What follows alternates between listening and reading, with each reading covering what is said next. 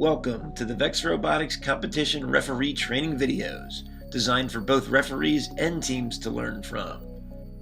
This is Chapter 7, Disqualifications and Disablements. Throughout the VEX Robotics Competition Manual, there are a series of rules that call for disqualifications or disablements. This video will talk about how to properly handle and enforce these situations.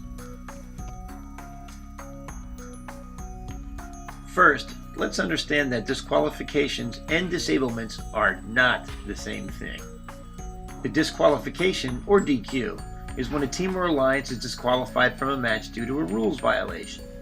And a disablement is when a team is no longer allowed to control its robot for the remainder of a match because of a rules violation. Please consult the VEX Robotics Competition rules for specific rules violations that warrant a DQ and/or disablement. A further distinction is that match DQs are only issued after a match has ended. A disqualification should never be issued during a match. Since a DQ is such a large punishment, you need to make sure you've made the correct call. So if you see an offense that you think deserves a DQ, make a mental note of the situation and then discuss it with all the refs for your field after the match, allowing the head referee to make the final call. Next, remember not to confuse disablements with disqualifications. A team that has been disqualified is not necessarily disabled during the match.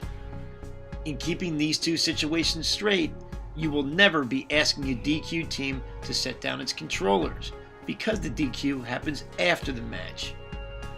However, it is possible to disable a team that is also then DQ'd if they violated a rule calling for the disablement as well. Just always remember, disablements are issued during a match, DQs are issued after a match.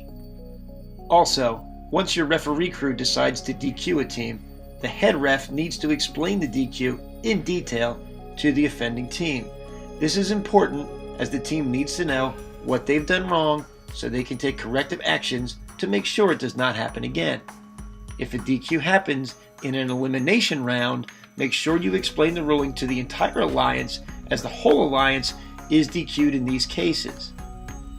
Also, you may want to explain the situation to the opposing alliance, since they will be awarded an automatic win in these circumstances. Lastly, when possible, the head ref should also explain the ruling to the MC or announcer so he or she can explain what happened to the audience in a respectful manner when it is appropriate. Because of the sheer number of rule applications that can lead to referees issuing a DQ, refs and teams might think that there would or should be a lot of DQs issued. However, this is not the case.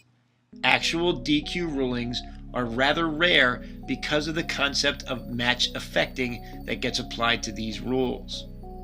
When it comes to issuing a DQ after a match for a rules violation during on-field play, the violation must be egregious or match affecting. The DQ is only issued after the refs confer and decide that the violation has affected the outcome of the match, meaning it has changed who has won and who has lost. Any lesser violation of these rules is considered to be a minor violation and should result in the head ref issuing a warning to the team or teams in question about their infraction. Also note, if the same team has already received multiple repeated warnings for the same violation, the referees may issue a DQ at their discretion. Again, this is rare, and the vast majority of related rulings will result in non-match affecting warnings. Along these same lines, disablements will only happen in very rare instances. However, it's important to know the proper procedure to use for disablements when these rare instances occur. Luckily, the process is very simple. To disable a team, let them know they're being disabled and ask them to place their VEXNet joystick or sticks on the ground for the remainder of that match. This is the simplest way to keep the team from continuing to control their robot. That's all for Chapter 7. but make sure you check out other chapters on various specific refereeing issues.